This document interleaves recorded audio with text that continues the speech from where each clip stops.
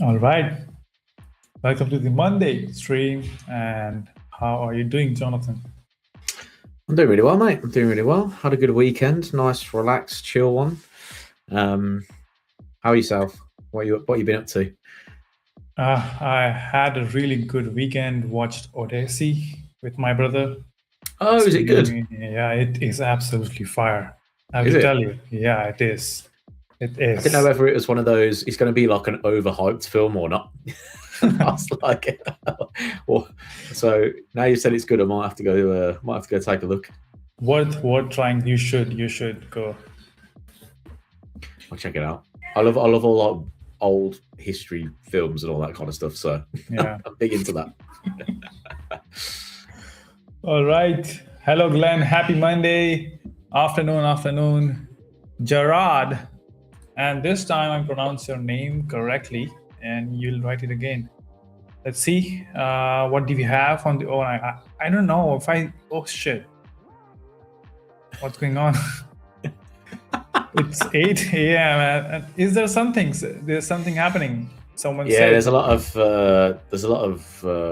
war talk going around right now. I was just having a little look because I saw Bitcoin just like rally out of nowhere because I've not been keeping an eye on the market in the last hour, and then so there was a report half an hour ago talking about a mediators have proposed a 10-day kind of break ceasefire in the strikes against the US and Iran, and then we're starting to see that kind of information a little bit more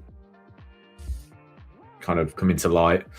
Well, about a minute ago, it says Houthi spokesperson announces a ban on maritime navigation for Saudi-linked vessels, citing the blockade and saying the group is fully prepared to enforce the measures. So you've got a lot of volatility going on at the moment in the market due to all this uncertainty with US, Iran. And we were quite light on the calendar this week for any kind of US data. So I think this is going to be the sort of big driver in the markets this week.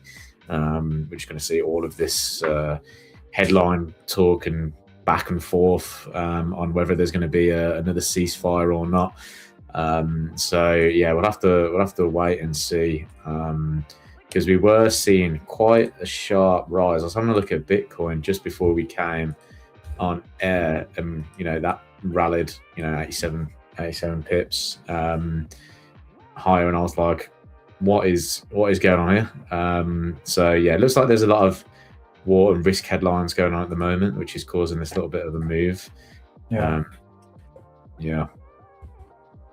So are you aware about the news that the GC futures is going 24/7 after 26 July, and we would be able to trade it even during weekends? So I'm assuming that PAX-G will also have good volume because there'll be a lot of trades coming in the future space. So I'm really excited. We'll have something like no more touching grass in the weekend. Just stick to your laptop and trade. Does that mean you'll never get a break? You're just gonna constantly be at the screen. No breaks with Tradeify crypto. We are always on. Just 100% in. Yeah. You can't go see the Odyssey on the weekends then. You gotta stick around. Yeah. I mean, it's I saw the the economical calendar, and I saw there is no news. And I don't know if you know about this, but there are a lot of ICT traders on X saying no news, no trade, no news, no trade, no news, no trade. So like the entire week is holiday for them. Good volume, you can trade. Even there is no, you don't need to have a news. You just need some trades. That's all. And I'm gonna share trading view as well. Give me a minute. Before we move to trading view, you can share your trend and your analysis on Bitcoin, Ethereum, and any altcoin you're trading. Yeah, I mean, for me, still looking at the fundamentals of Altcoin. That hasn't changed much recently, so I'm waiting on that one. But no, I was looking at Bitcoin earlier because I just thought, again, such a risk asset, and a week like this really could be quite interesting for the volatility there. Roman, can we switch to his screen? In a week like this as well.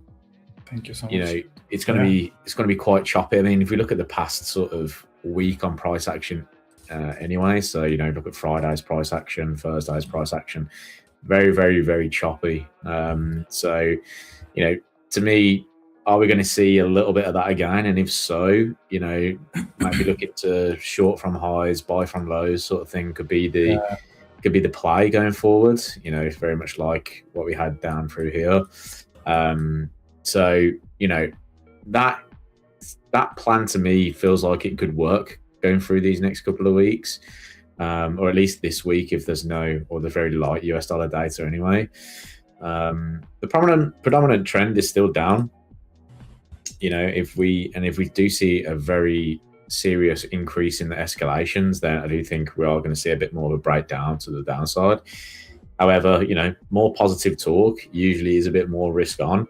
And, we could see a move back up into at least this 66,621 level, which were these kind of highs that were formed back in June. So that could be kind of the next step before seeing that little bit of a leg down, or whether we get some kind of false breakout of this level would be quite nice to have a little look at. But we're going to have to wait and see. It's quite difficult trading conditions at the moment. So, I mean, if I was looking at this for an opportunity, I'd probably be looking for some kind of break in the sort of lower time frame trend here, just to see if we get something. If we are going to reject all of these highs in here, we should really see some kind of breakdown on the lower time frames in and around this area. So maybe if we get some kind of double top pattern, maybe a breakout of that could offer a short term sort of short, perhaps back down into these kind of areas. Unless we just flush this level and just then we'll probably. I'm assuming this bull candle is because of the news we had right now. Yeah, definitely.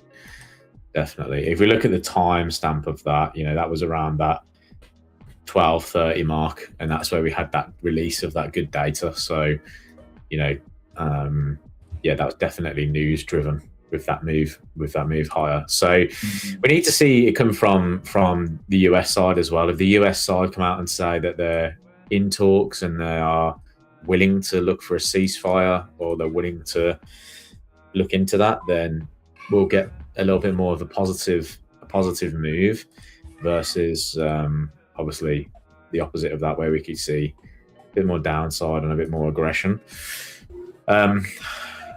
See on the S&P 500 here, we've come up into Friday's value area high, so we're just kind of rejecting that. So it'd be interesting to see how that opens. It's got an initial balance indicator on here that I've been working on at the moment, so just keeping an eye on how that will develop whilst on the stream as well. Yeah. So I mean, looking at the Bitcoin, to me it feels more like it is at the same place. We're just ranging at the fair value. Do you hear something, John, from my back? The beef is continuing. That's the thing. The beef outside is continuing. Yeah, I can hear it. I can hear a little bit. Yeah. If it gets too loud, let me know. Okay. Yeah. I'll close the door. Yeah. So looking at the price action, I don't really.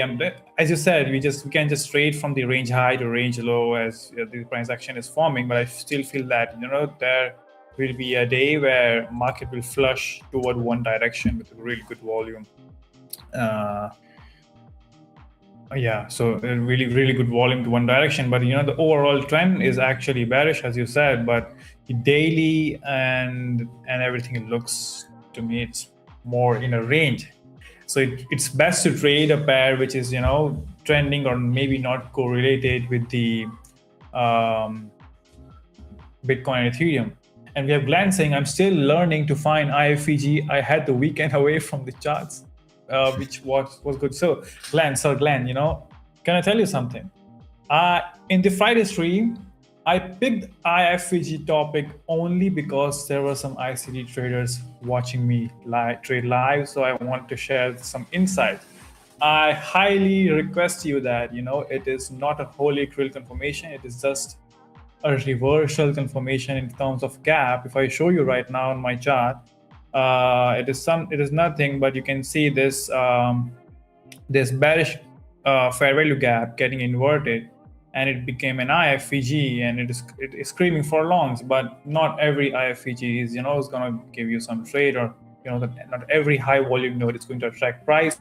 Not every low volume node is going to give you a trade. So that's the same thing with IFEG. So I don't want to convert you to maybe don't want you to learn a strategy which is so tough for nothing. So what about market right now is, I think it's enough for you to trade. That's my take on it. So if you're still learning, it's good, and I have already made a video on it to make it work better. So only IFEG is not going to help you. You have to use it with volume profile. So I'm just saving you, or I'm just giving my opinion that this one thing can kill a lot of traders if you use one confluence to trade with. So yeah, and talking on Doge, the cutest trading pair and the ugliest on the higher time frame, and the 4 hour, nothing new about it. But the one thing, one thing I like about this pair is it goes from wicks to wicks. As I said in the previous stream, I don't use my brain when I'm trading it.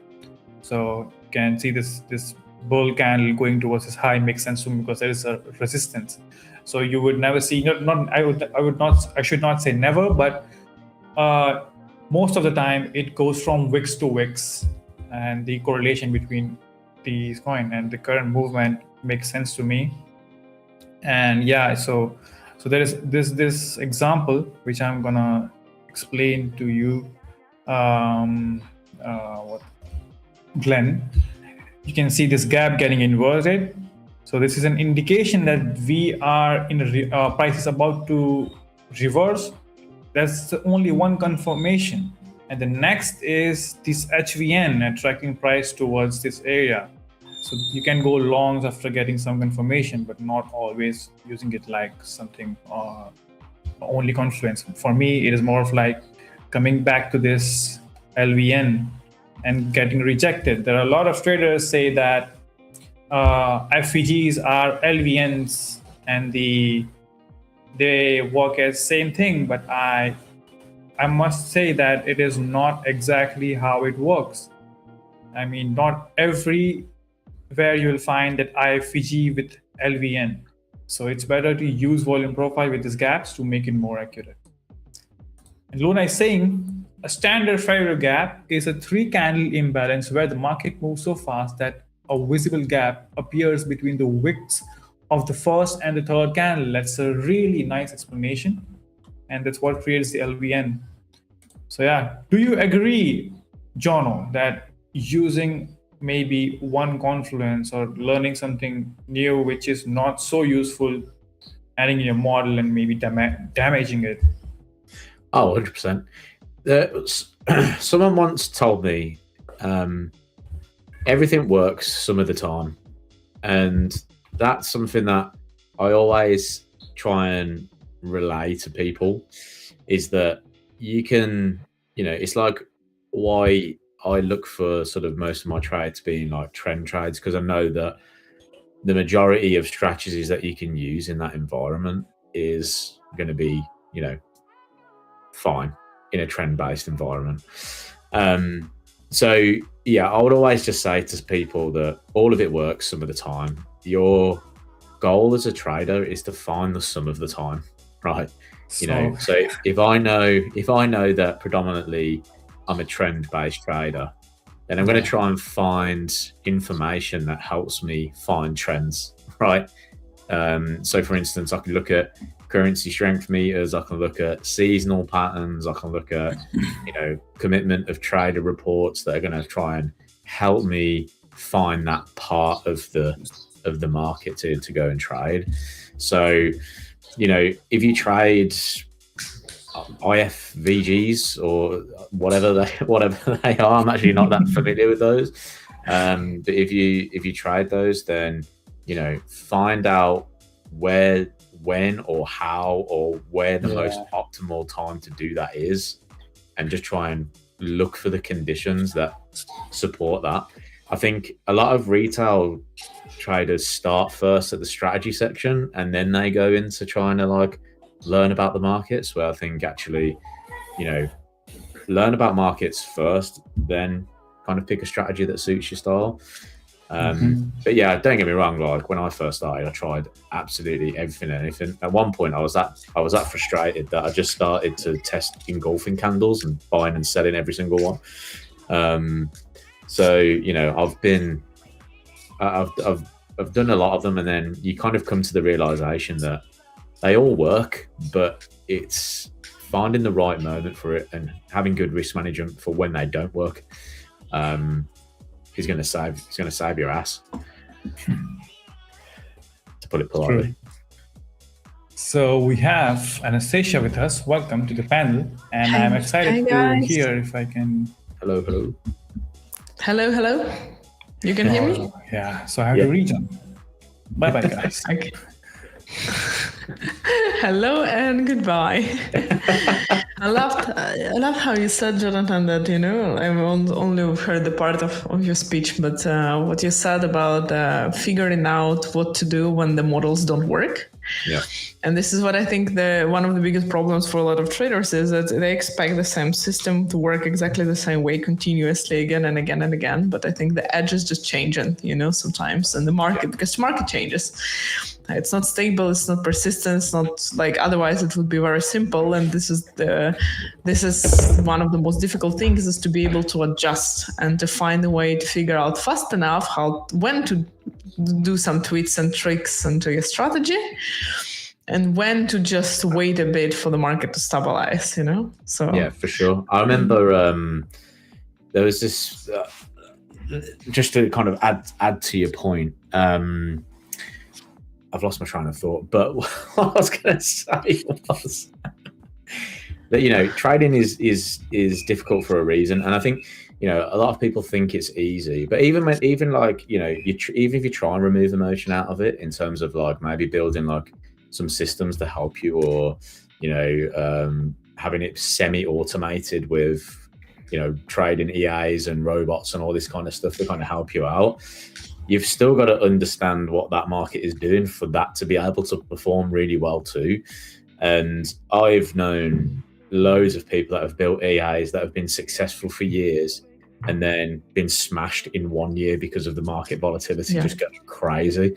So it's still having the ability to know when those things work well. And, I think that's a real art to trading. I agree with you. Yeah, I've never seen actually some AIs and the bots run continuously without adjustments. Yeah. Just because it's not constant. Again, the variables that you put in a system when you program it are not gonna stay the same for all the years. So the same with the manual trading. Why do you think it's gonna stay? It's not gonna. We need to sometimes adjust, and this is why it's so important. I always say it as well, that it's so important to actually understand what you are doing and what's behind it, not just simply copy someone's strategy because it's working for someone else, because there will become a point where you will need to do the work to adjust those things to make them better. But if you don't know your own components and the reasoning behind a trading system, like why is the price supposed to reverse here? Like what's the reason beside this support given a rejection? If you don't know this, you will not actually be able to adjust it, and you will not be able to be successful long term. So sooner or later, this kind of traders, they look for another system, or they blame the indicators, they blame the market, or they leave the market eventually. So doing the back end work to understand what's behind the system, what are the components, how can I adjust if this or that happens, is like so massive. It's so important. You cannot just copy paste the trading system from someone else and expect to have the same exact results. No, 100% agree with you there. Hi, Anna. Hey, can you hear me now? Yeah. Good. Magic has worked again. Yeah, it works always. Oh, so we have a question for you in the chat. Yeah. Anastasia, I was wondering the setting on your CVD indicator. But there are literally 0 settings of my CVD indicators. If you are talking about the difference only in basically in the what you like period of time that you measure, so for their 4 hours and daily for the long term, I basically take the custom session, which is essentially continuously running CVD without their resetting it from 0. So it shows you the overall balance of ask and bid over a prolonged period of time. And for the smaller time frames, I use the session delta. So on the 30 minutes, I don't really need to look into it, but if you look at 5-minute time frame or the 4 range XY charts or 1 minute, doesn't matter, the CVD for me is going to be at the session delta mode. So that's the default is called in others, but in general, it's a session delta which resets every single day overnight. So it shows you only the distribution between asks and bids and the balance within this specific trading day. So that's the only difference that you have, and it's just candles settings. So other than that, as far as I know, there is not much you can do with cumulative delta. It's about how you read it, not about the settings that you have, because that's just default settings mostly.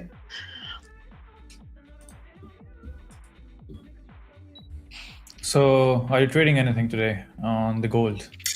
I was, I actually was long gold from basically London opening towards my resistance. And then I have these 3 levels from where I'm expecting long-term short-term gold. Now, that being said, is we are waiting for the FOMC in the end of the month. We are waiting for some kind of certainty between Iran and US. So the gold is most likely, my scenario for this week is consolidative / bearish.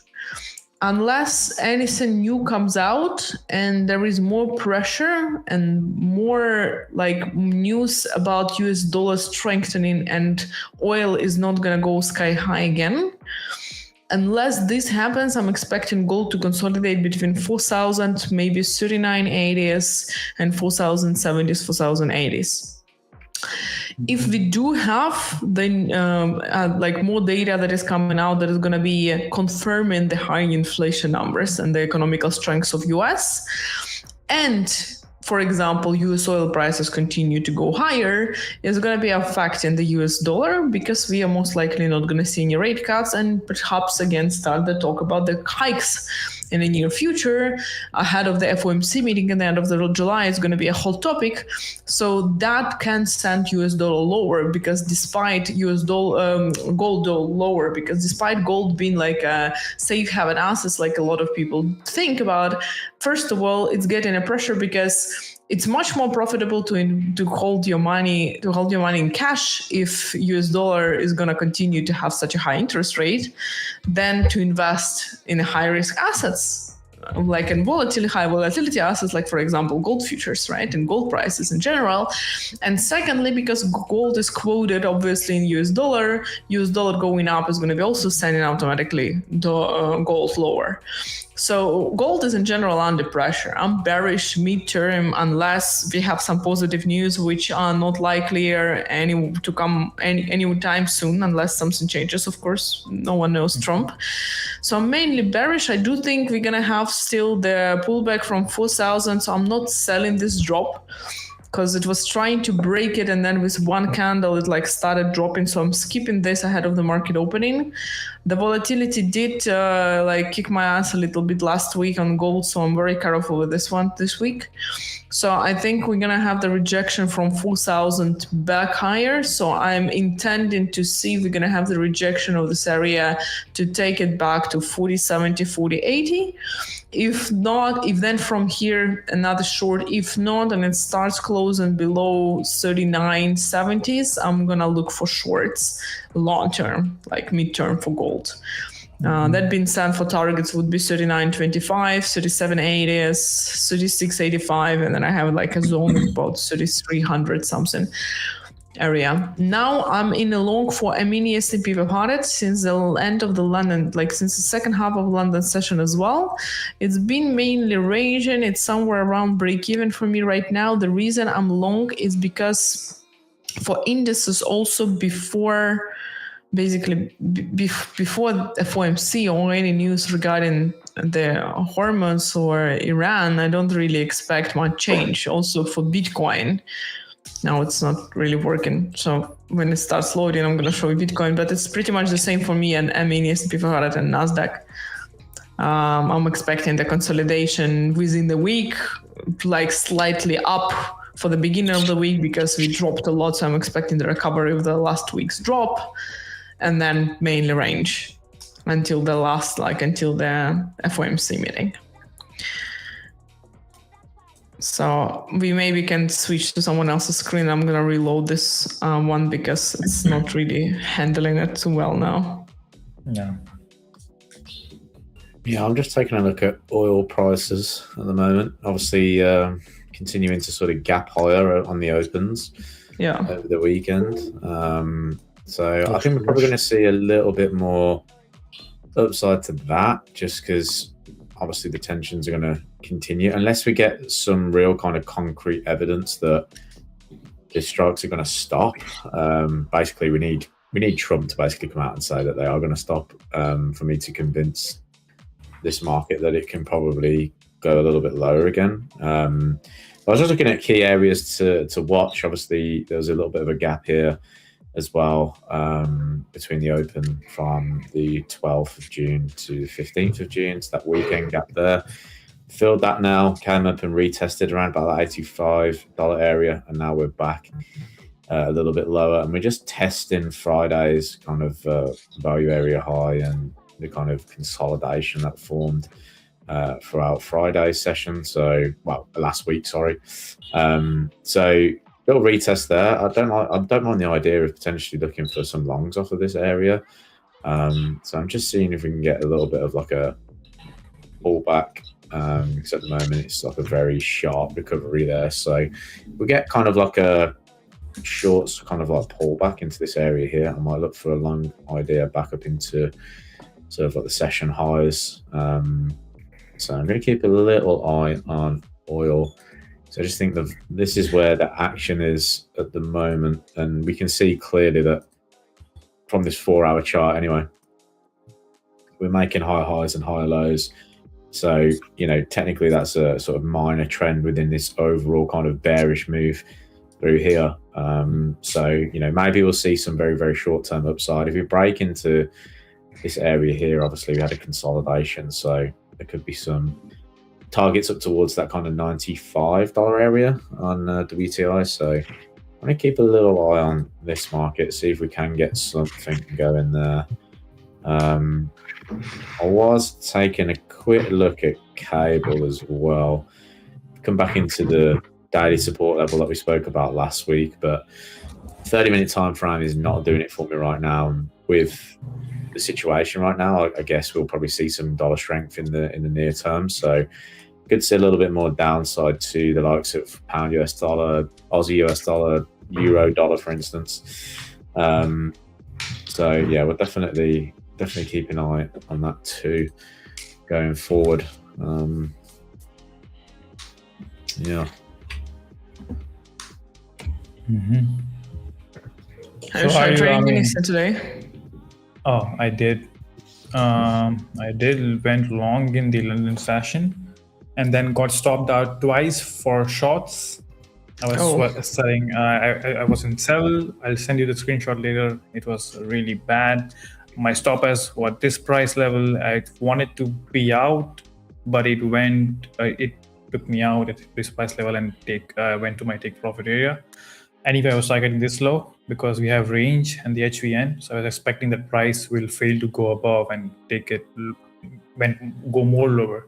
And I tried selling again, but it again hit my break even. So it's just like one long, two break evens.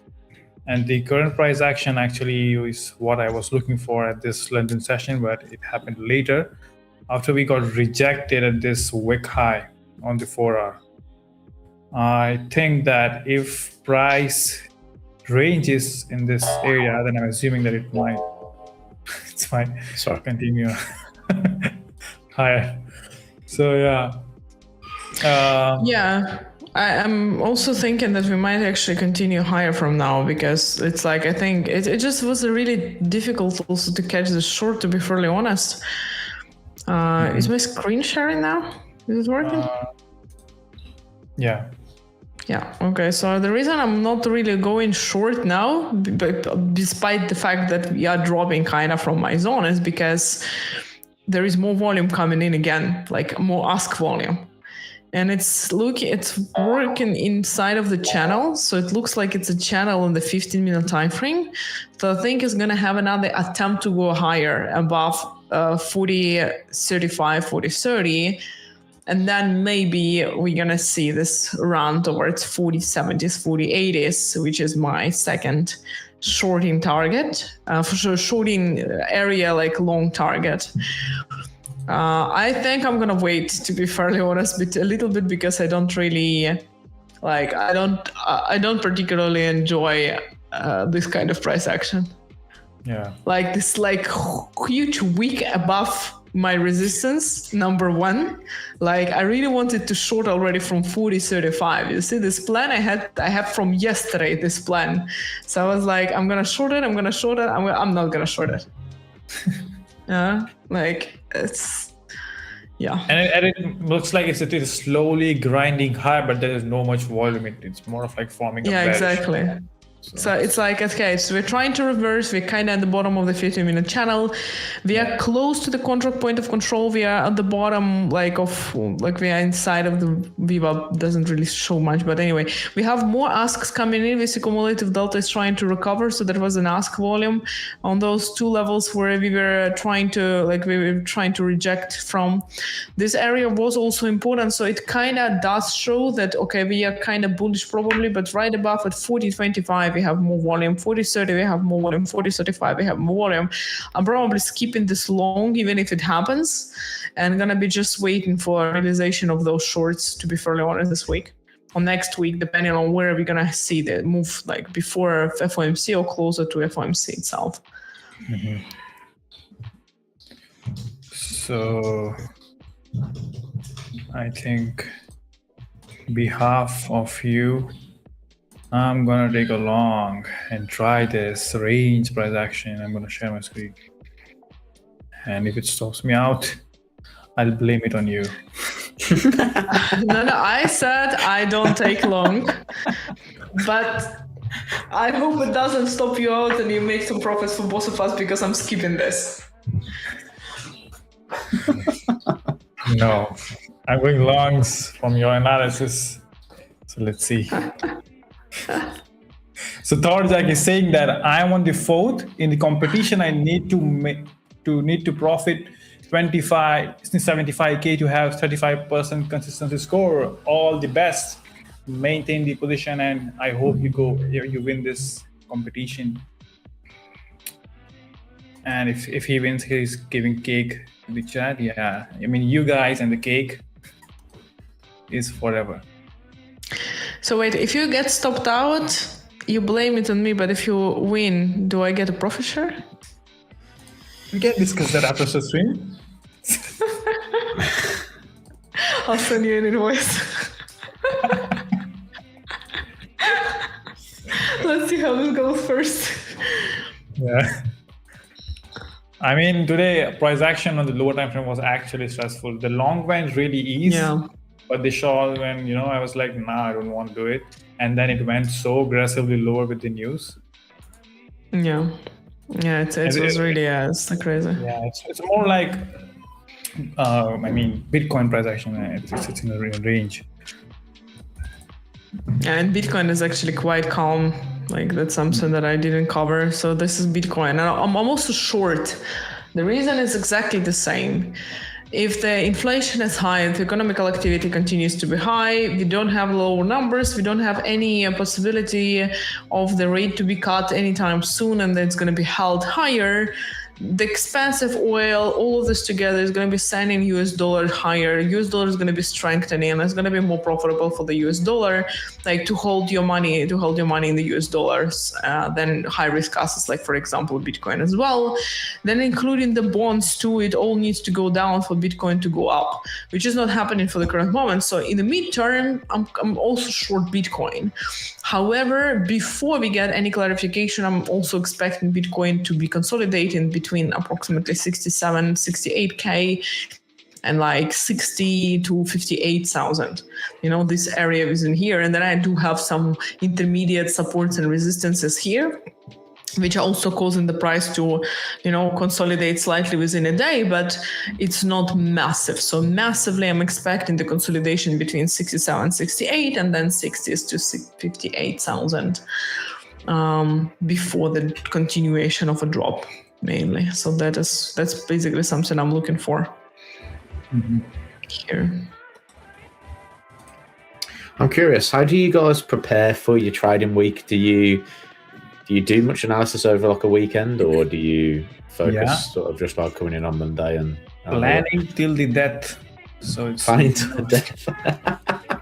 I have no single day where I have not looked at trading. I have no idea what's going on chart. It's like always know where price is moving and stuff. Only if you're focused on one pair or maybe on your fingertips, like gold, NQ, and these two are the main. So what do you do? Do you like just come and look at the charts and look at your higher time frames, try and map something out for the week, or do you? What's the plan? What's your go-to? So what I do is, as a scalper, I mark out the high time frame key levels which I'm looking at, and then try to keep an eye on every single time, even if I'm not trading. That's what's happening in the market and thing. Roman, please don't share my screen. I'm in loss. So. And only show when it's in the green. So, and on the lower time frame, it gives me that enough direct hunt when I'm on the chart. So instead of guessing every single time what's happening, so I think that's what I follow on the lower time frame scalps on the 1 minute chart. So if you see me trading on the higher time frame, that's me trying something new. That's not me. That's different me, but the real me is on the lower time frame. So that's for you. That's a second trading personality he's testing. Yeah. That's Ayush version 2. So Anna, I think same for Anastasiia, I believe. Yeah, you know what? I'm more intraday trader than a scalper. And then during the weekend, what I do is that I look at the macroeconomy. So because first of all, I keep a track on it. But secondly, some of the big events, they add some volatility. So approximately I know before that day comes, am I expecting some moves? So am I expecting the range? Like for example, before FOMC, that is a high topic right now. So it gives me their frame. It helps me to build the frame of what kind of expected volatility am I planning, like am I hoping to see in the next days or week. And then from the technical perspective, I use the daily or 4-hour time frame analysis, and I mark up the key levels. And then I choose, first of all, I choose my bias for the week, depending on how the previous week closed, and combining it with macro. So the weekly and the daily closure, as well as the 4 hours, it helps me to understand if we are massively below or above certain big volume areas that I look at, and how far are we from the next one, which gives me approximate expectations for the move. So for example, Bitcoin, we are technically below this massive big volume. The next one, we are kind of in the air, in the middle of everything. So the next one is going to be 52.5, and the next one is going to be 44. So overall, I trade from big volume to big volume, which means from here I'm expecting the shorts because we are below all the major volume areas. The same as, for example, for gold at the moment. So I'm building my bias, and then within this bias on the 4-hour time frame on the daily, I highlight specific areas, so specific zones from where I'm going to be looking for this bias to to take those trades, right? From where I'm expecting the acceleration of the short, for example, narrative. So this is what you see on Bitcoin. This is what you see on the gold. This is what you see also for indices here. So I see the zones, and then I have my bias, and then within this big zones, I mark up several important ones from where I'm going to be trading. So for example, if it comes to gold, the execution would be, okay, I'm aiming to take short from 40.35 to 4,000. If we break 4,000, then to 39.75. If we break 39.75, 39.65, then 39.25. If we do break this zone massively, it's 37.82 and then 36.85. So, and the other way around as well. So yeah, I kind of prepare over the weekend actually. And it's also the night on Sunday to Monday is the only night when I can trade. Now in summer I stopped because volatility is just either that or insane. But normally in a little bit more normal market conditions, Sunday to Monday is the only night when I trade. So the only agent session, because I plan ahead, I see the volume area. Sometimes the price is just perfectly on some volume area. I take a trade from one, I'm done. So that's us. What about you, Jonathan?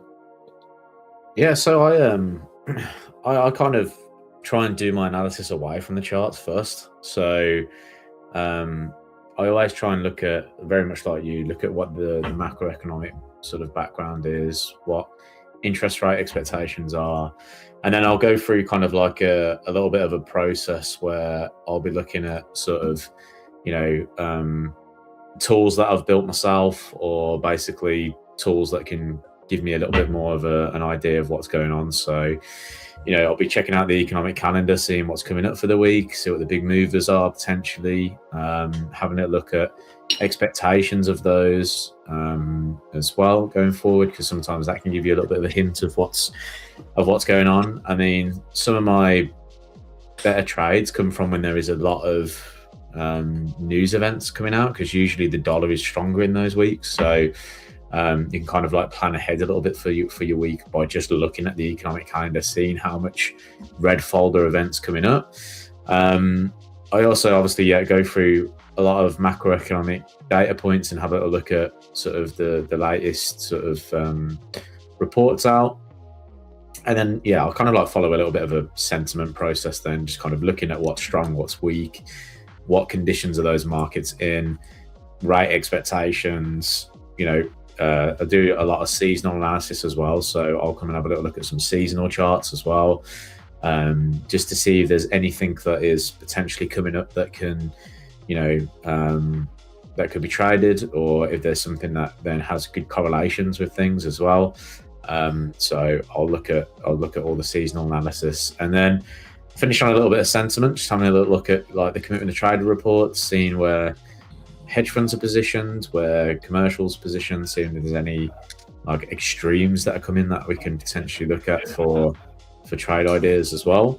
So I just try and do a lot of my sort of prep work off the charts first, just to see, again, it's all about, for me, I follow like a 3-step sort of method, and it's finding the why would a market do what it's going to do. I try and gauge what the risk sentiment is in the market, and then go from there really. So if I build a few kind of assets that I think could be good to watch, I'll go and take a look at them on the charts then and just see, okay, well, what are they actually doing? is price reflecting my bias or is it not? What does it need to do to get to that? And then just kind of from there, it's the traditional sort of technical analysis, just boshing in levels, seeing what looks good. And then if it sets up, great, I can have a little look at diving into a bit of a strategy for the week. But a lot of it is just done away from the chart. So I was interested to see what your guys' kind of breakdown was of what you did as well, just to see if it was similar or different. Because I think a nice thing about trading in a community and with other people is seeing what others do and seeing if it can be something that you can take in as a piece of information. Be like, oh yeah, that's cool. Maybe I should do that, or maybe I could see how that affects how I look at things, X, Y, and Z. So that's the way I kind of look at things, and that's just because I always thought there was more to the markets than met the eye. I was very much a technical trader at the start, and I just was a little bit like, well, if it bounces off these averages, it's got to do it for a reason, or there's got to be something that's driving this thing. So I ended up just going down that rabbit hole, and so I try and do a lot of my research away from markets. Because also I don't want to try and cloud my judgment either by looking at it. Sometimes I can see a massive trend forming, but I'm like, is that trend done with now, or is there still fuel to it? And then just do a bit of research to try and back that up, really. That's basically it from my side. But can I show you guys something? Did you win? No. Oh. Look how they planned to throw me out, to kick my ass, and then going to be tired. Look at my screen. I'm sharing my screen. It's motivated, and then displaying the thing. It wigged me out, and now there's a lot of volume coming in, a lot of selling coming in, but there's no follow through. Price is trying to push higher, and that's what happens. That's why I don't like to trade live stream. They watch us stream the market makers, and they take the stop loss out. Or maybe Anastasiia is so quiet. Maybe she's doing all of this. I wish. I'm sorry, but if I could, I probably would. I'm not gonna even try to lie to you. But no, it's just a really, really horrible price action now, to be fairly honest. You can see it's going like in the direction. It's good. The absorption is really nice. And if we close above the VWAP, the next, this high volume node can act as a magnet for a reversal, because we are taking support at the invisible trend line support, which I don't use, but I'm just using it because it's working for now. It does not always. Don is laughing. Maybe he used it. I normally don't use it. But you say I don't use it, but I'm using it right now. I normally don't use it, but right now it's working. Yeah. So I will use whatever works. That's what I was saying earlier. All of it works some of the time, You just got to pick some of the time. I just hate the volume. It's everything is coming in after I'm out. Would you not get back in? Do you think it will give me the courage to go in? Well, if it sets up again, what's stopping you? Maybe I have to hide it and then go long without telling anything in my head, and it goes towards the TP. Because I was telling everyone what I'm doing, and it stopped me out. So the hustle should be quiet. Does this happen often to you on stream? Is that because people are watching you stream? Is that what it is? No, it only happens when Anna is here, because she trades gold as well. So I doubt. So maybe we should create an indicator that when you two are streaming together, do the opposite of what you do. Yeah. And then we'll be good. I told you I'm not going long. I said that. And on how many likes do we need for the giveaway for the duck race? Let's quickly change the topic. Let's talk about something positive. And I want to try and help you here, Ayush. We're coming together to help you as a team. What can we get to do to get you over the line? Can we talk about the deck race? Yeah. Sure. No, I mean this is not somewhere I would take an entry. I just took it because I just wanted to. I didn't want to try. I wanted to be a trend line trader, but now I'm back to what I use. Yeah, I usually don't trade when there's more volume coming in, like on the cluster search, like shows the volume basically, and then the price is not really going anywhere. So like these 2 candles where we had a lot of volume, it was kind of a rejection, but there was nothing really happening much, and we were like in between 2 volumes as well. So that's why I don't trade. But actually, based on my stats, I shouldn't be trading gold in general in New York session anymore. Over the past month and a half, to be fairly honest, I had very good stats in London, and then like New York, like 60% of the times approximately, it's like killing me. So I'm gonna stop taking any trades on gold in New York session.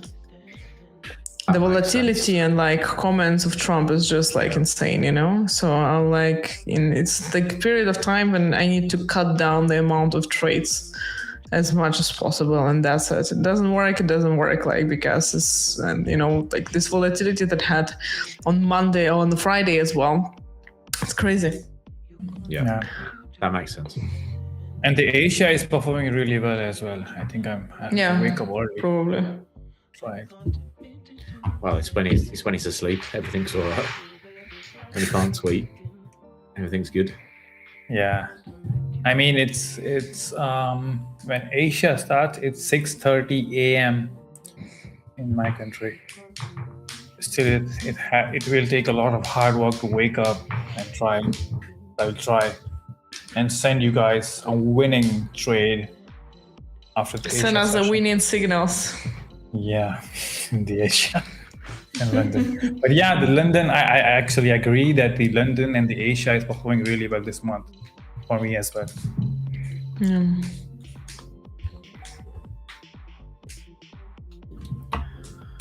So Luna is saying, where are less than usual today? We are less than usual today. It's because it's Monday? Might be. Or maybe because we are trading only one pair. We should talk about something else. Let me go to the crypto coins because we are crypto traders. I've got a question for you, Ayush, actually. Yeah. Just from looking at your trade. How do you decide where you stop losses on a trade like that? Sorry? How do you decide where you stop losses? Do you put it below like volume areas, or do you put it below just lows or highs? Oh yeah, so it should be where we have some absorption or something like that. On the trading view, it's not visible, but I'll draw it for you. Let's say there is a lot of buying, you know, and they selling. They got absorbed, and there we have some swing low with a rejection as well. That's where I put my stop at. So it's more of like a low volume node as well. So low volume node, or maybe the edge of the high volume node work as an asset area. So let's say if I'm going long in this price action, I make sure that my stop loss is in this zone where there is low volume. If I'm going long, I'll make sure I put my stop loss at low volume areas. Nice. And how much do you risk? Do you like risk 1% per trade, or is it like, do you break it down? For me, it's for the profile, it's more of like a dollar based. So if there is, I'm trading 50K evals on the future side, I try to risk 200, 300 per trade, and it's more of a 1:1 trade. So I give myself 5 chances, and I know my edge that, you know, I'll survive. I just need 5 hits to trade, and even if I get some hit back, I know the comeback will be sooner, because it performs 60% to 70% of time on the lower time frame. On gold, I like to trade NQ, but the thing is the time frame, the time zone is actually stopping me to trade, and also my routine. So more of like trading London session in the afternoon, and trying to implement more on the Asia as well. So yeah. So let's see what we have on the hype. The Nasdaq of crypto market. Oh, so whatever I touch becomes slow. After weekend, there is nothing. And last week it was really good. So what do you guys think about the hype? I know you guys don't trade it, but looking at my chart, what the trend looks like. Is it bearish or bullish?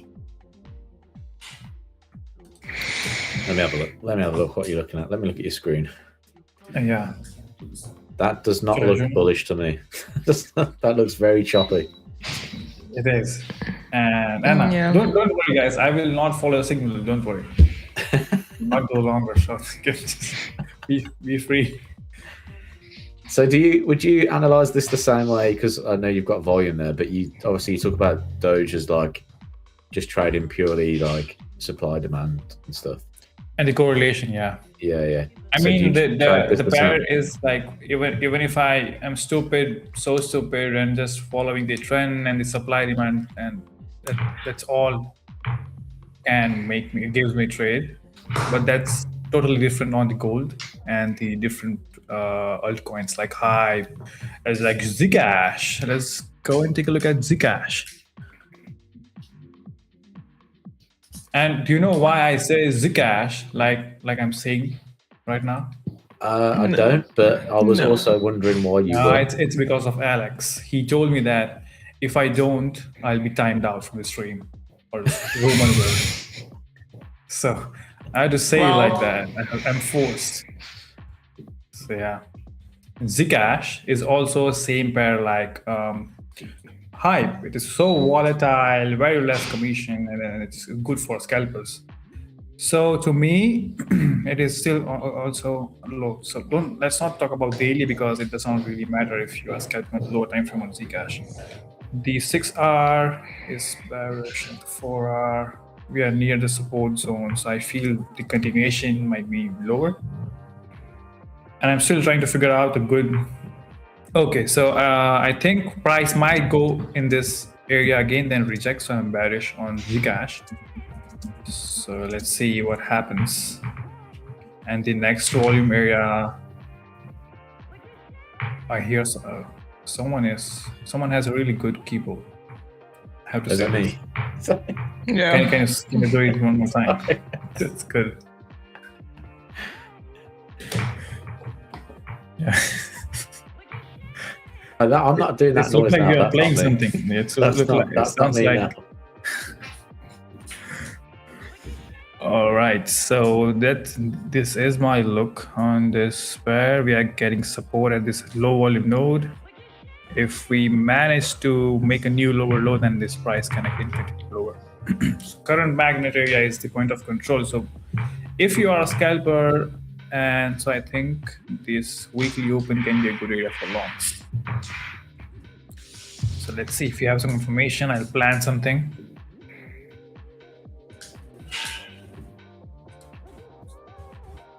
On the Zcash. For me, I don't know, all the crypto market I think is going to be ranging until I think something happens to Bitcoin, to be fairly honest with you. I'm not on the Zcash obviously, but I always refer to BTC, and today is kind of dead. So I don't know if you had any moves on altcoins, but I don't really think so. We had like a squeeze on BTC here, and then I think we're gonna be continuing to range, and I would expect something similar, I'd say, for altcoins as well. Yeah. Quite boring. Why? Because Market. you are trading with us? No, because the market is like this. No, you guys make it better, of course. Come on, otherwise it would be completely a disaster. Yeah. But I feel that after the range, in this entire bearish range, I'm just more of like when this trend will end. This entire range is really being itchy for me on the Bitcoin. On the Bitcoin, if we go out maybe above 67, it will do something, or maybe below 57, it will do something. I have an idea. Yeah. Since no one is actually trading something right now, and we have the people that we always have on our live stream, that's actually also a really good idea. No, I was more thinking about let's make some fun of that, and if anyone from the audience wants to share their chart, we can actually like cover it and discuss it, and see if you guys would take the same trade or we would take it differently. Like make it a fun discussion. Can they drop the link on TradingView in the chat? Oh yeah, that's a good idea. That's really innovative. So let's see who comes first. Yeah, whatever it is, the loss, the profit, whatever, but it's just like super interesting sometimes, like the same what we do in the live stream, but like not on a live stream, someone who cannot come on live stream. If you guys want to drop your chart in the chat, we can see and we can like discuss what's, how we would do it. And do you agree, guys, with the same trade, or we don't agree? And what else would we, how else would we take it, perhaps? So who's coming first? That's more important. That is going to depend on if they're gonna drop it in the chat or not. We can also make it fun, and we can trade on the 1 minute time frame and make a competition for the next 30 minutes across all three of us. The market is a disaster anyway. Let's do it. Everyone is probably gonna end up in a loss in the current market, but if not, then Do we get to pick our own asset, or do we have to trade the same one? I don't know. Whatever you want. The same one? So I think the same one could be. It's competitive then. Yeah, it's kind of competitive. That's the whole point. I'm just going to watch Ayush's chart, and then whatever Ayush does, you will regret that, mate. Go into it. Let's let the audience decide. They can decide. Should we get a wheel? Should we get a wheel up of different assets that the audience suggests, and then we'll spin the wheel and see which one we have to trade? Oh yeah. Oh, that's actually could be fun. Do we have a wheel? I've got a wheel. Amazing. Guys, type in the chat. Let's take the first 5 assets maybe, then they type in the chat. And we'll try to trade. If you guys type in the chat 5 assets, and then we're gonna spin a wheel and choose between these 5 assets, and we're gonna make a small competition for the next 30 minutes across 3 of us on the 1 minute time frame. I knew, Glenn. I knew it. I'm gonna have to just hyper trade that on TradingView or something. Yeah. It's probably gonna be difficult to call it a trading, but it's gonna be funny. No, we'll increase the win rate because we're going to trade ICT concepts. I don't know any ICT concepts. Is that bad? That's why you're a really good trader. That's why you're a really good trader. Don't say that and then watch me just mess this up. Right, should we've got to have Bitcoin on it, I guess, right? So they're saying hype, Sol, Doge. Oh my god, Doge. Yeah, Doge should win. And let's put PAX. And what's the 4th one? What did you just say? What coin was that? PAX. PAX. Hype, Sol, Doge, PAX. It is like a digitalized gold. Come on, John, like you don't know that. Yeah, that's bad, man. What's that? Luna. I've been dying to try it. I ain't gonna lie. I've been dying to try it. So someone already gave us a lot of names, but there is no space in it. Could you please try? Yeah, and I'm gonna just cheat a little bit and put Bitcoin and Ethereum in.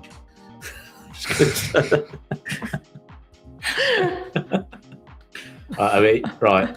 I think I've put 5 markets down. Put 5 markets down. Shall we spin a wheel? I've got the wheel ready. Yeah, you can share the screen. Okay. Do we see a screen? No, I guess not. Roman, where are we? The wheel. The wheel. Yeah.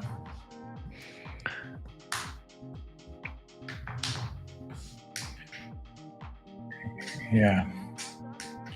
All right. Okay. Are we ready? Yeah.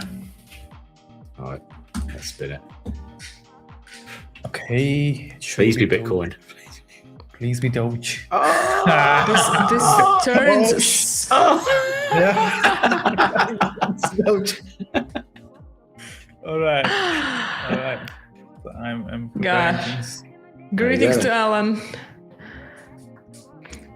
Alright, so it seems like we are trading Dodge. Yeah.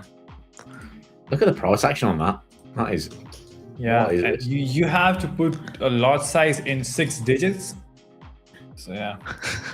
Calculate that. So I'm going short. Okay, so that was 1 minute time frame. Huh? I need. Yeah. Right.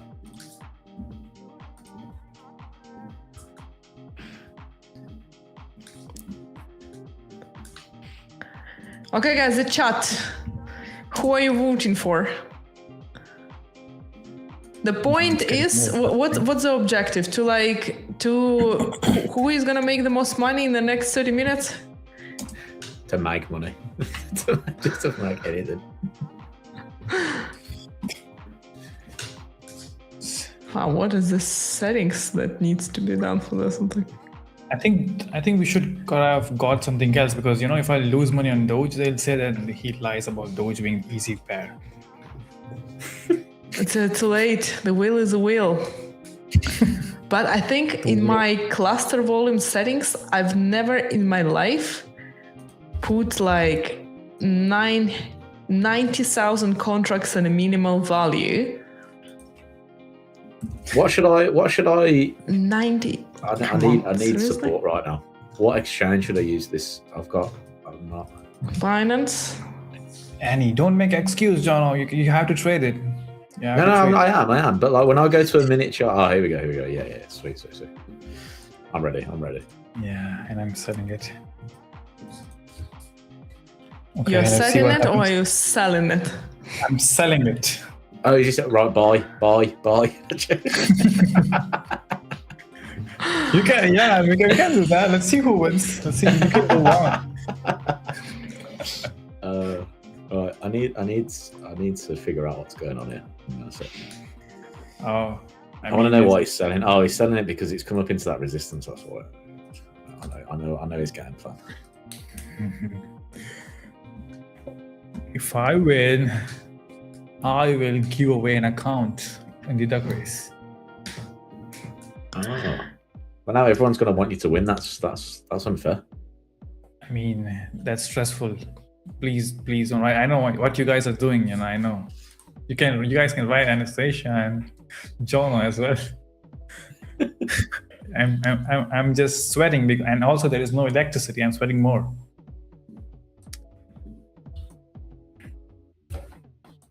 He's selling too, so Jono is following my signal. Let's see. No, I'm not. I'm just playing around it. I've never used this trading view pad trading before, so I'm just kind of like rocking with it. And Anna, what you are doing? I think she is just. I'm trying to set it up. For some reason, my trading account is not accepting this. Wait, I'm trying to figure this out. Are you trading live as well with that? Yeah. What? Oh wow! Ah, there we go. Perfect. Okay, I figured that out. Real life trading conditions. I like that. I like that a lot. Hello, Alright, Yumi. what's the actual what's the actual risk settings for this one? I told you guys. I'm gonna what's it gonna be? I'm gonna enter with one contract, and I'm gonna lose my whole account. I'm gonna enter with one contract. I'm gonna see 0. That's what I've gone on. It's a paper trade. 0.10 cents in a loss. What is going to be? That's why I'm paper trading, because I have no idea. I don't want to lose I everything. mean, that's the only reason you should buy Tradeify crypto account, you know? Do you guys have an account? I don't yet. Yeah. I don't yet. I'm still new to Don't the worry. team. So I'll gift you one. You can participate in the duck race and see if you win. You can get one. can I participate in the duck race? Yeah, we do always, and we never win. Oh.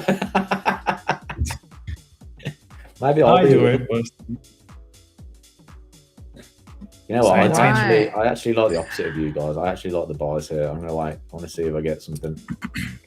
I want to see if it closes above this 50 million average. I'm going long. I am. I'm buying Dodge. But why is it my R2R is showing like 0? Why is this? Maybe You put in the units. No, What but time it's frame like is that?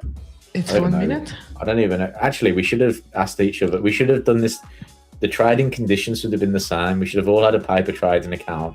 Yeah. Like of a certain size. Because what if I make like 1,000 or something, and then someone makes 500? Is it? We've got to go off percentage relative then. Yeah, you know what? Let's we can ask Jonathan to fix the accounts, and we do the competition next time. Oh, Yeah. Anastasia's backing out now.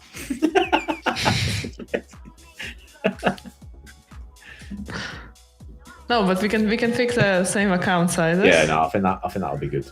Yeah, but still, I'm in a buy for Dodge, and I'm kind of in profit. But it's like my R2R is not moving. It like says plus 11. Yeah, I'm 11 contracts long on this thing, but like it's not. How you is have this? to do that Doge ritual to trade it. That's what I Like did this before. one, like a rain dance. I've put a buy stop in. Oh shit, it is going high. Hey, there is a lot of buy volume coming in. I'm in long in this thing. For the first time in my life, I'm trading Dodge. I'm in profit, and it's not counting the profit for my account. I feel like I'm getting scammed by the market. What if your P&L appears when you are like losing? You know, that will be more fun. Why are you so mean today to me? Is it because you lost the gold trade? Yes. Hey, why is this? I'm in shorts and it's not really doing well. I know it's 1 minute, but it more looks like a higher time frame trade. You are in sell. You're in short, no? Yeah. It's 2v1 today on the stream. 2 hosts going long, 1 going short. Let's see. I don't even know what size account this is. How do I find that out? I feel like an old man. I don't know anything. Right. It's a 99,000 account. Random. So that should be... What's that? What you're doing, John? I mean, can you please explain? I mean, I don't really know this market that well, so oh god, I don't know, and I don't even know how to use this to buy or sell. So I don't even know. Do I even have an order in right now? Okay, yeah, I do have the order in right now. Okay, I'm just looking to see if we continue this little intraday trend that we've got going up. I understand that we've come up into this resistance level. We've rejected it. We've come away from it. That's great, but I like the idea of looking to see if we get a little bit of a breakout here. I'm trying to use a buy stop order. I'm waiting for this minute chart to close above this 50 moving average, and then I'm gonna look to get in. So I'm just kind of waiting for that, and then I'll move my buy stop down, see if we get anything, or at least I want the market to go in with my momentum. So that's what I'm kind of looking for. I love Yeah, how I want to see if seriously we get like a little you're double top taking. or something. What's that? I love how seriously you're Well, taking yeah. this 1 minute Dodge trade. You know what? You'll You'll find out I am very competitive. I like to win. I'm a bad winner and a bad loser. So, yeah, good luck, guys. I still am trying to figure out what is going on. Don't worry, it happens. It falls down Doge. Well, the good thing about it is that if I'm gonna lose money on Dodge, seems like I'm gonna lose zero because it's not counting. Maybe the lot size is different. Are you trading on the live account? Yeah, this is live, but like I had already one contract and then I added and it's still not counting. And I checked and my account balance is not changing. How can you trade Doge on a live account? You connected to others? And then you can trade. Yeah. That's it. Yeah, so you connected through Binance? So your broker allows you to trade crypto. Well, you put the money on Binance. Oh, so you are using the Binance account. It's a not the Binance CFD. account that you connect. Yeah, it's not a CFD. It's a futures. Like you put the money on thought you Binance, used you connect CFD. Binance. Huh? No, I have another account for futures. For like So yeah, standard so futures. what lot size you're using? I can't see it in here. It says 11. But that's very small. Yeah, that's why you can't see the. Yeah. That's yeah, why. the lot size will be in 6 digits. Triple it. So you're kidding me. You want me to put like a 6 digit and press buy? Hell yeah. You know what? I'm gonna do it on my. How serious are you taking this competition? I think I'm gonna do it. You guys are so bad. You two are so bad. Bad influence. Okay. I mean, is So, is this a bad market we've chose? Because it just going sideways. Like, is this how I it think usually goes? it's all market is bad now. You have no option. Everything is ranging. I thought we could just it just move. Do you know what I mean? Can we I thought trade these Pepe? are liquid. Wait, Ayush, but what is this contract size that you are short with at the moment? That's the Doge contract size. It's 1 to like 125k. 125k, yeah. Wow. And that's I'm why using probably. 50. Yeah. Yeah. Okay. Interesting. What can go wrong? How correlated is Doge and Bitcoin? Did you say? Like, very correlated. Yeah, that's why it's bad. I mean, not so much, but it depends on the price action, you know. Let me share the screen. So, yeah, share this tab. I'm not doing long. This is false. I'm going short. So, on the Bitcoin, it's more of like, you know, aligning the wicks of the Bitcoin and Ethereum, and then trying to look at what we have on the Doge side. But to be fairly honest, everything is looking really similar right now because of the pump we had, you know. So for me, I'm just targeting this 4-hour wick, the support, assuming that price is in a range at the price level, and we have a resistance over here. And the next support level is this. That's why I'm targeting the range low. You can see this. And same for Bitcoin and Ethereum as well.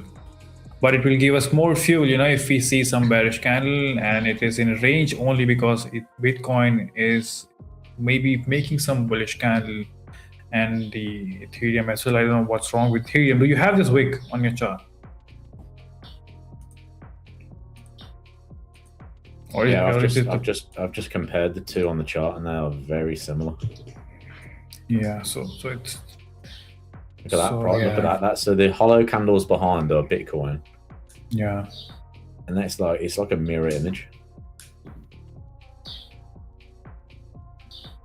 So if Bitcoin goes higher,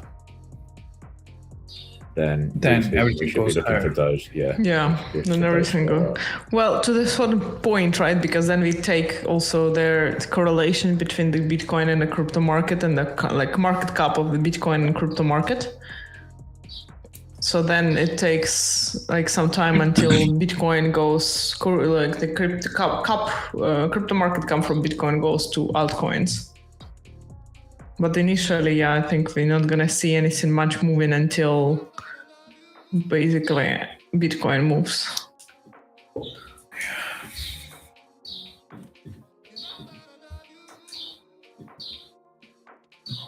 What's up with the PAX? Is it going up? I have to make it. No, it's still there. Straight.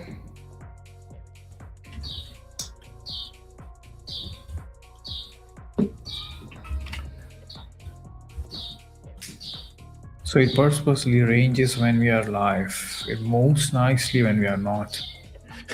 So we have to take trade before the stream and then share it. Yeah, okay, I took it into London and it's still running.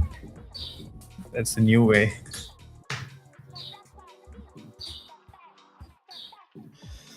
It feels like weekend. There's no real big events though, is there? There's no real big news. All right, Ayush, you were actually right. I gotta give you that. What happened? It's actually in 7 digits. Yeah. To risk $100, you need to buy 1 million contracts of this thing. Yeah. That's insane.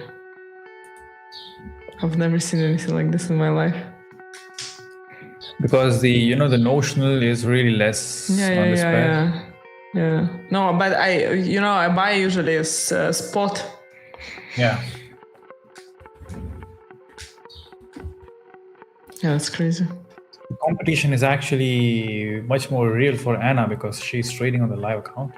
And I am. Yeah, but it's barely moving anyway. Come on, I'm risking like $100. And it's right. But with 100, imagine there's just mad slippage. Just like, fuck. Anastasia, you should not stop me. I'm trying to advertise.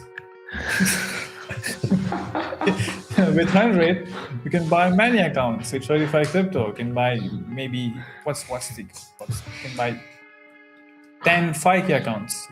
5 10K accounts. And then, launch it or maybe gamble. So not say to gamble.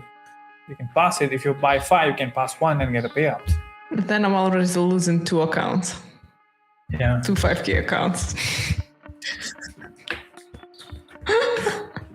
Let's Tradeify Crypto right now. So can I say I'm 2 5K Tradeify Crypto accounts in the negative at the moment? Yeah. Kinda. Let's see how many likes we have. I think we forgot to give them a target.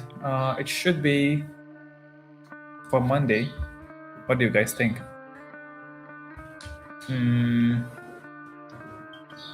35 or higher?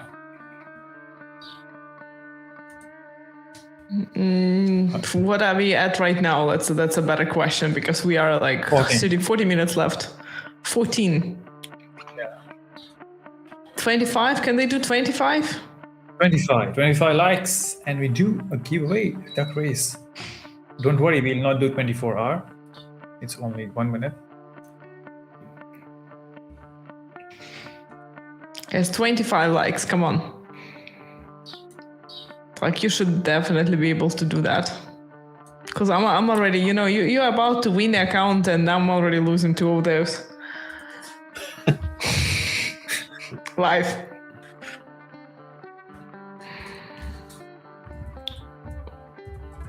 Oh, the robot is saying the first time robot is talking something else beside cake.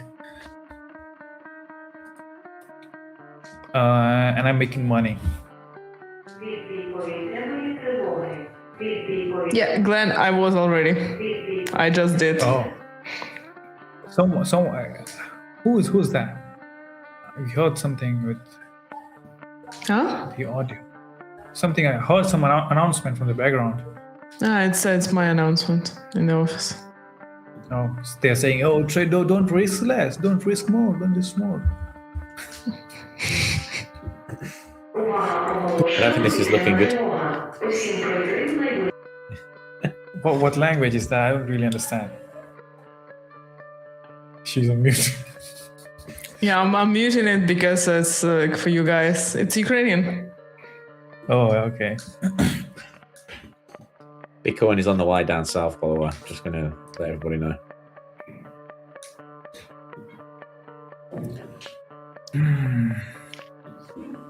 Needs a good bounce here. Needs a rally. Oh, good volume. Are you still short, Ayush? Yes, I am. Yeah, he's definitely holding that. Yeah. I heard Ayush saying that if he wins this competition, he's gonna give an account. Yeah. So does it mean that we have 2 giveaways? Yeah, we do have. Only if my take profit hits. That's Where me. is your take profit?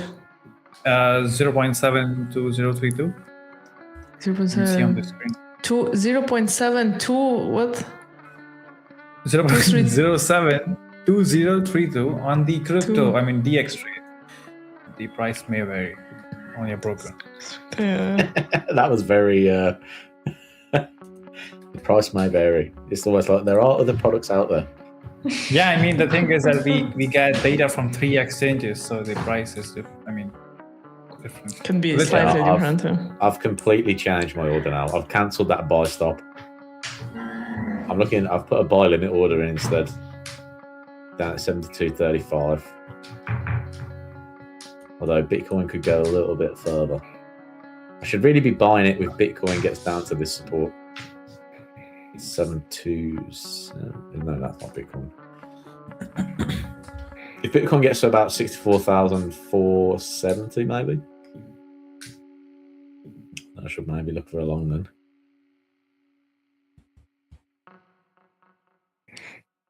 Oh, that's okay. I can accept that. I'm $150 up per account on the Tradeify account.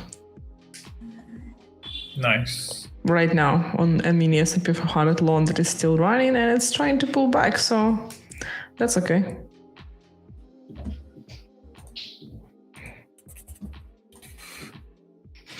Just get started, so that's perfect. If this thing reaches 75 today, I'm gonna be very happy. What chart is it? This is a mini S&P 500. You can trade with Tradeify crypto? No, I have accounts with Tradeify. Oh, the futures. Okay. Yep. Not yet, at least. Yeah. I'm excited for the new platform, the Arcane. Yeah, I'm really excited. Future. I'm assuming there will be some maybe a sound tracker when it says close it when you risk more, something like that. We have on a TradeC. What platform you're trading on? A Tradeoway, on TradeC, on Tradeoway. Tradeoway. Oh, okay. What did you say? There is an cryptC? TradeC, yeah. I didn't try that. Oh, you can trade a Tradeify futures on TradeC from your phone. But you trade Tradeoway you can also do from your phone. But it is shit. I don't know, is it? It is. It is really hard to handle. That's why Tradeify futures have the alternative. I think we'll have more good platform coming in soon. I mean, you should try it, but I don't think so. You can because you are on the Rhythmic. But for that, no, you need I don't to think buy. I'm gonna shift all of this to TradeC. To be fairly honest. Right. You know what it says? If it's working, don't break it. That's good. That's why, yeah. But on phone, yeah, I don't trade on Tradeaway. using phone. Okay, that's 1 minute before the New York opening.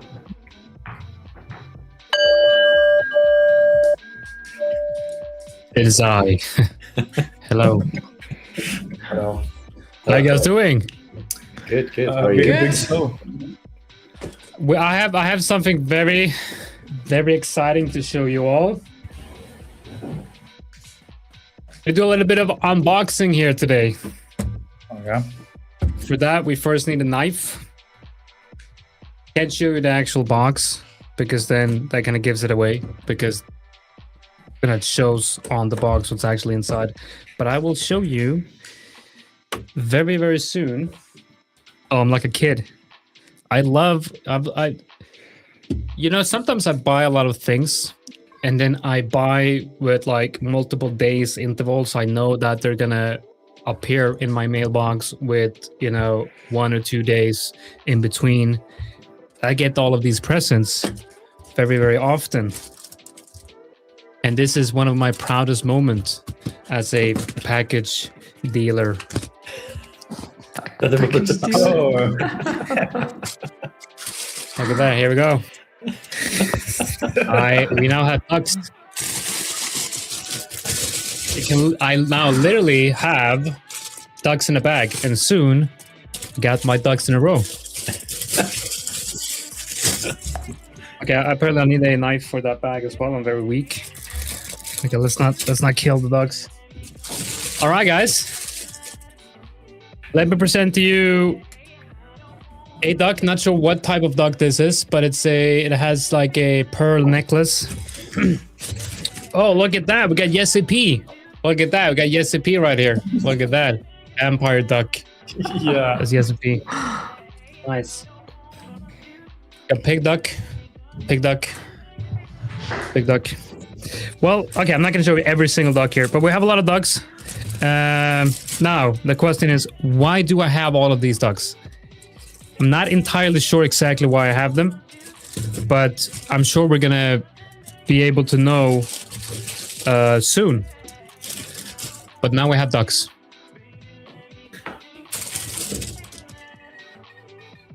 We have a cow duck. I like the Batman duck. The Batman duck? You mean this one? That's not a, Yeah, that's a that's vampire, obviously. That's that's not a- is this okay, Batman? That's a yeah. vampire duck. That's Vampire. It, okay, vampire duck. I like the Because vampire. he's coming into this live stream and is sucking out all the live energy out of the chat. No, I'm kidding. You did once, but then we banned you, but then we welcomed you back again, and now you're nice. So maybe I will upgrade you to a sheep duck. Sheep duck. Yeah. Black sheep. Okay, so what we're gonna do here is I'm gonna number all of these. Okay, I'm gonna number all of these. They're not like one of those squishy ones that squeeze when you squeeze them or like make a sound. Unfortunately, I'm gonna put a number on them, and then we're gonna select people from the chat. This is already decided. That's gonna be Jesse P, and then shit. And then we have Glenn. Glenn, this is you. This is your chicken duck. Chicken duck. So Glenn is gonna be chicken duck. We got Jesse P as the vampire duck. We have Luna because she obviously Luna because get a pearl necklace. So that's Luna. Who else? Who else wants a duck? Torjak. Thor. Okay, Thor, you're gonna get a nice duck because you're so nice to me on NX. You're going to get. Okay, you're gonna get this one. Look at that. What is this? This is cool. It's all red, and it's a what is it? Cooked duck. What is this? A what? Cooked duck. It looks fresh. A cooked duck? Cooked duck. I don't think ducks turn red when they're cooked. It's a lobster, obviously. It's a lobster duck. Yeah, this is the lobster duck. So that's Thor. Gerald, yeah, Gerald, you're gonna get a duck as well. This is for you. cheap duck. A nice little duck. Okay, I'm not. We're gonna be deciding on the other ones at a later date. But the next stage is, numbering them and then deciding who's who. And then I'm gonna go outside in the real world and throw them in a lake. Hopefully the water is flowing in one direction, so we can have an actual matchup and not just sitting and staring at ducks in a lake. But yeah, definitely interesting developments here at Tradeify Crypto. Yeah. Very exciting. That's the update that I had for you all here. This wonderful. Is it afternoon? I think it is. I think it's afternoon. It is for me. Yeah. If it's afternoon for you, then It's definitely afternoon for you. We're just gonna call it afternoon. Yeah.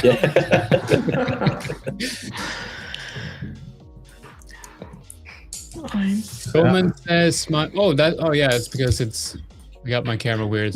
Sorry about that. It's like your OBS frame is a bit upset, like a movie. Yeah, I know. Crazy. What have you guys been? What you been up to today? What have you been trading anything today? Just got stopped out, We're in a competition right now. and I'm out of Kinda. Who's winning? I'm not. Definitely not me. Okay. It's Anna because she's long. No, I get stopped out before reversal. Also, everyone got stopped out. So basically the idea was to trade Dodge to let the audience decide. And then we spin a wheel, we choose the asset, and then we trade it for 30 minutes and we do the competition. But we chose Dodge that's been ranging. It kicked me out on stop loss, and then now it kicked out Ayush on stop loss. It kicked, yeah. I decided to go short and then I got stopped. So now I'm long. That's right. Because my original analysis was to buy, and then I was trying to follow Bitcoin, and Bitcoin was selling off, and I thought, oh, maybe Dodge will follow, and then all of a sudden, probably shouldn't have done this around the US Open either. Probably not a good time to do that. Sounds like you picked the perfect asset. Yeah. Been ranging on Dodge since Friday. There's always time for a breakout. Yeah, I mean, there's always going to have. I mean, there's something always happens on the 1 minute, but even on the 1 minute, we've been not much have been happening since basically this whole stream. Yeah. Yeah. Yeah, that's the last time we let the audience choose what we tried. Is anyone making money? Like, is anyone in profit? On Dodge or in general? On Dodge. No. I am now. Oh, Oh, really? Nice. Well, technically, I'm still negative $800, whatever. So. Yeah, but that's kind of like what I meant.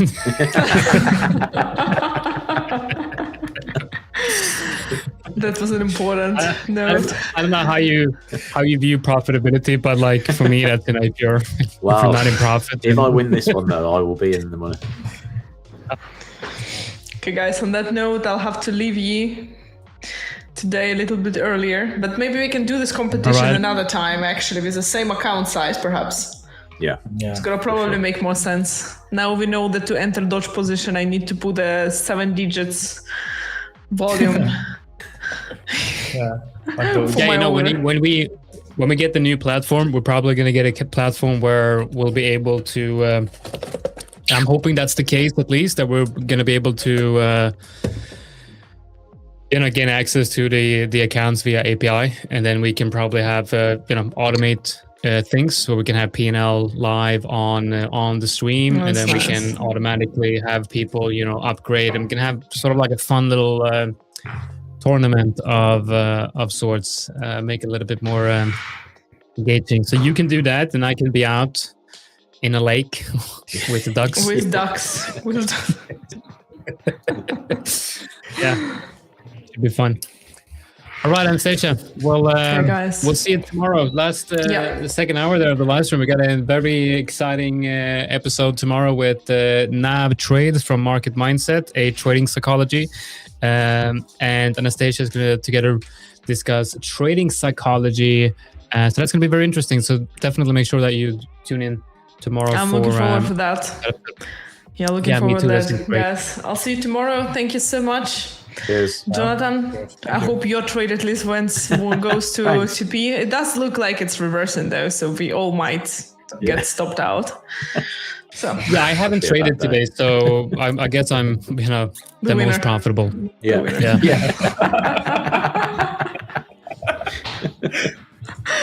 Okay, guys. See you tomorrow. See you. See you. All right. See if we have I gotta have you guys talked about the overall market. I don't know. I want to kind of just go through, take a quick look at where we are on the global market side of things. So what I like to do, and I'm sure you guys do this as well, you kind of want to maybe get an understanding of what the dollar is doing. Always go in and look at the dollar. I know Jono, you look at the bonds, and that's something that I'm going to try to incorporate in my market scanning as well. I've been reading up some about it this weekend. I have an interview I got to send you. A really interesting interview I had. I'll send it to you after the live stream. I thought that was fascinating. It's a guy who ran previously. It was called Cross Border Capital, and he works a lot with different charts, looking at the global liquidity and the China central bank, how they're influencing liquidity and interesting. Things like that. It's interesting. It looks at bonds as well and kind of puts it into the context of the global markets and liquidity conditions. I think that's it's very interesting because he mentioned that, just like I've talked about for some time, that I feel like Bitcoin is a sort of a lens into liquidity conditions, and how we saw that when global liquidity was not sure if it was just reversing and declining after an upcline, or if the increase was slowing down. Like there was something about global liquidity showing signs that it was deteriorating in a sense, and that happened right around the top of Bitcoin. And then he argues that the global liquidity conditions are not looking great, they're not looking very healthy, and the only thing really keeping the economy or the stock market alive and rallying is the AI boom, which could be a bubble. And if we start to see cracks in the AI trade, then things can unwind rather quickly, Yeah. So I think interesting perspective. We had yesterday, I'm not sure if it's yesterday, it was over the weekend, we had reports of Chinese AI lab, I think it's Moonshot AI, released a new model, which is very powerful, and it's supposed to be, not sure if it's open source or whatever, but it's a Chinese model, and it's rivaling the likes of Anthropic and OpenAI. And then Alibaba came out with its model as well, which showed that it's getting close to what Anthropic and OpenAI is doing. And if we look at the semiconductor index, it fell 20% from the top, and then most likely because of how we had the recent developments in AI, and then that bigger move to downside was most likely caused by some of that news coming out on Friday. And then we look at the Nasdaq. Now, obviously, it has recovered today, kind of coming up into that resistance, but definitely a lot of fear in the market on the Friday candle, on the Friday close, and a lot of that apparently had to do with that news coming out from the AI market and China. So I don't know if that's important going forward here from a macro point of view, but it's definitely one story that I think is worth considering. The reason why, we have this 4-hour candle, and I'm looking at Nasdaq here, and we all know, this is a crypto channel, but it's all connected. It's all connected. I mean, you can't not look at the U.S. tech industry right now, no matter what market you're trading, in my opinion. Mm-hmm. So the thing is, we had that, but now there's rumors of there being a potential deal in Iran again. I mean, it's insane, right? And that just shot the market straight up. Yep. So this whipsawing that's happening here, I mean, I would understand if you're a futures trader, you'd be like on the verge of insanity in these conditions, because things are just being thrown around here, Yeah. And if we look at Bitcoin, then can see that we had let's see, where would that as of 17. So we looked at, I remember on stream, I talked about how I was shorting here, looked at taking partial profits down at 63, down at that level. So managed to take some profits here. Now, unfortunately, I was only filled half of my desired position, so not a big trade, not a lot of money. And now I have my stop. Let's see if I can find the actual setup. Yeah, so that's the one, right? So managed to get some partials taken here, and then I have my stop loss here. So this would be, if my stop loss gets hit here, would be around break even, and considering the partial profits here. Now, looking at the fact that, and this is interesting, right? Because if we look at Nasdaq, we basically broke this resistance. Bitcoin is still struggling to get above that 65.5. Looking at Nasdaq, we did break out, and we're now testing the next resistance above. So there's definitely some weakness here in crypto, and if we can't get significant volume coming in here, so if I look at the accumulation distribution indicator, which is based on volume, it's basically, if you guys know the OBV indicator, it's basically OBV, but it's adding and subtracting volume from this line based on the size and the shape of the candles, basically. And you can see here that it has been rising quite steadily. And but if you look at spot volume, we do see that usually what I want to see is I want to see a agreement with the accumulation distribution line and volume, which basically means when you're getting these spikes in the accumulation distribution, you want to get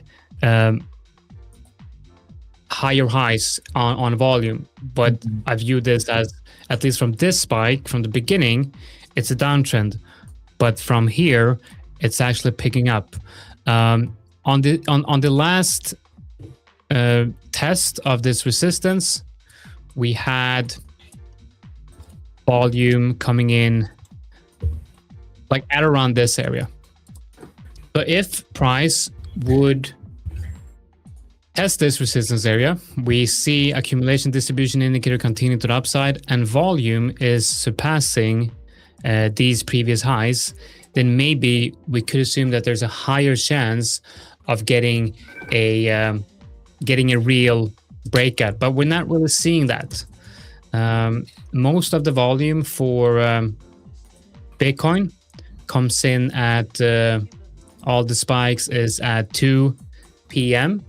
So what I'd like to do is I'd like to confirm not just the spikes on volume, but when that volume spike happened. So we had at 2, and then here again. So those are the highest spikes in volume, and we can add that one as well. But look at what happened now, and I'm not sure. So this is today. That's at 2 on a 4 hour. So we actually have 2 hours left for that candle to close. So I think we have to use the 1 hour. Yeah. Okay. So 2 here would be 3, and then a 3 here. I guess it's based on the US market open. I guess that's where the volume comes in. So if today's volume at this time can surpass what happened around the US market open last time, and we get a hit of this resistance, it shows that there's this weakening demand, and no real follow through behind market participation. Now, I do believe that some market is closed today. I can't remember which one. Do you guys know? Bitcoin? No, Bitcoin is never closed. I don't know.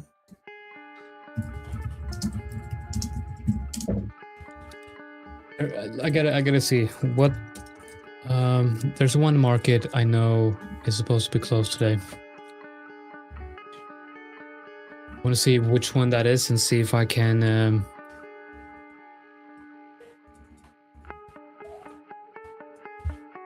Maybe guys in the chat if you know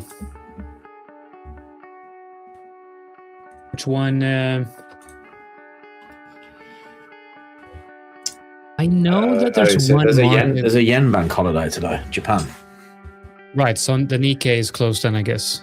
Like the Japanese stock market might be closed. So it's bank holiday in Japan, which I don't know. It might influence the Asian session buying, but we're not comparing the Asian session buying here, so it doesn't matter. All I see is just some weakening. Volume is simply not confirming price here is what I'm trying to say. So unless Bitcoin reclaims that 65.5 or 65.6 area today, then I think we're going to go lower. And if we fail to hold that 63 level again, I think it's time to think about revisiting that 60K support. Because I'm just not seeing the interest in Bitcoin at this level. Yeah, agreed. See gold. We can also trade gold here at Tradeify Crypto. As you guys know, it's been trading. It retested that 4K level. It's it's looking very weak, I must say. There's no real, like the only potential long opportunity I'm watching here is if we can, first of all, get above the trend line. But for me, trend lines doesn't really matter. It's just about adding a trend line and then see, okay, can we maybe find a horizontal level around this trend line? I would be inclined to maybe add a horizontal somewhere around here. Maybe that's the level that needs to break. I'm not really sure, but 4,050, I think it's an important level for gold. And then, of course, if we can get above 4,100, I think that move between 4,100 and 4,200 is a move that I'm looking to trade. So I think for me, it's easy to get stuck in these levels. There's a lot of clusters of horizontal levels, but I think if we look at where have the big moves happen, I think it's going to be between 4.2 and 4.1, 4,100, 4,200. So that's a trade I'm monitoring. I'm keeping my Bitcoin short open, and yeah. Other than that, I'm just taking it easy. Yeah, nice. Just kind of a little look at the sentiment. I know dollar's obviously a little bit stronger at the moment, so that $4,000 level is looking a bit vulnerable. I don't know if we're going to see a little bit of a breakdown of that, a little bit of a. You're getting the kind of lower highs into this area. Not really much momentum coming up from the from buyers here. So let's go have a little look at the retail sentiment and see where we're positioned. It's pretty 50-50 to be honest. It says 48% of retail traders are short, 52% are long. I wonder what that is a sign of when it's 50-50. I guess it's just there's indecision and equilibrium I guess it means that no one really has any idea. Yeah, just a big lack. But I mean, if Bitcoin breaks below this key support, I mean that's gonna get me excited. I mean, where gold is currently and the trade that I'm talking about, it's like it's interesting. It's a trade worth entertaining. But if Bitcoin breaks below this key support, gold, then it becomes very interesting. Yeah. I mean, that's where yields are rising again, so usually that's pretty negative for gold. So we'll have to keep an eye on those yields again. Dollar very much supported. So not really seeing much change in the stock market though. Stock market's still higher on, even though Dow's starting to come off a little bit. So if we do see those, again, this 2-year yield channel just continues to remain. So like, I was hoping that if we got below 4.1%, then that would be kind of like the crack in it, and we'd probably see gold back to the upside. But because we're still within this channel, still favor that dollar strength for now, even if it is just short term. But yeah, I'm interested to see if we do get back up to the 4.3%. If we do, I think that could make gold kind of break this $4,000 level. And then it's the question of, is that a false break, or is that a, because what really the driver is at the moment is all this war talk, and if that starts to fade, then yields should come off. They should come lower.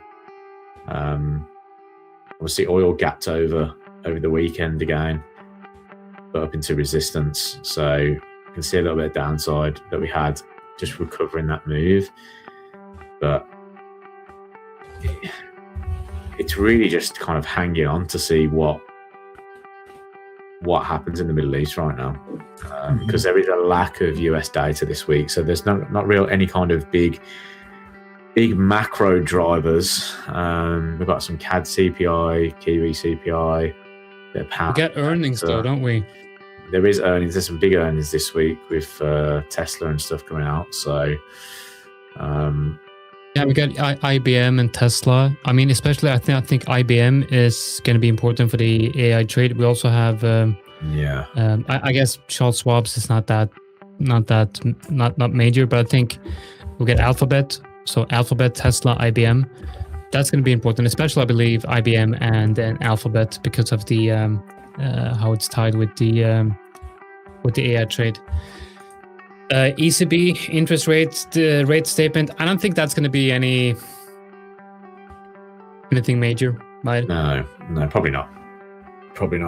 I don't see them doing anything that's going to cause some any moves. It's going to be a bit flat, I think, on that front, on the European front. I think everyone's just going to be focusing on what's going on in terms of oil and trying to price in that sort of war premium.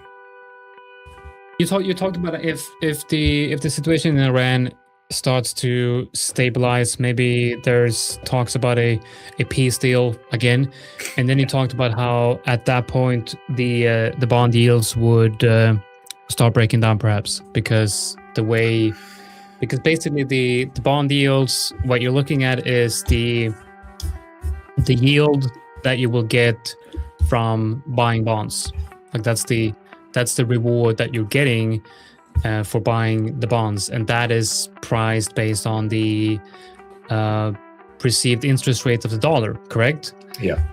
And that's all. That all ties into the expectations of what the Fed is going to do. Yeah. Yeah. So if the situation in Iran stabilizes, then you might look at the situation with oil stabilizing, which means lower oil prices, lower inflation, bigger chance of a reduce in interest rates, which would lead to falling bond yields, which would of course also be a weakening of the dollar. And then in that case, we might see some strength from gold. And we're definitely going to see a lot of strength from the stock market, and especially if Alphabet and IBM comes on and says everything's amazing, the AI trade is still the next revolution, but there's just no clarity in on the Iran situation. I feel like this can go on for a very long time.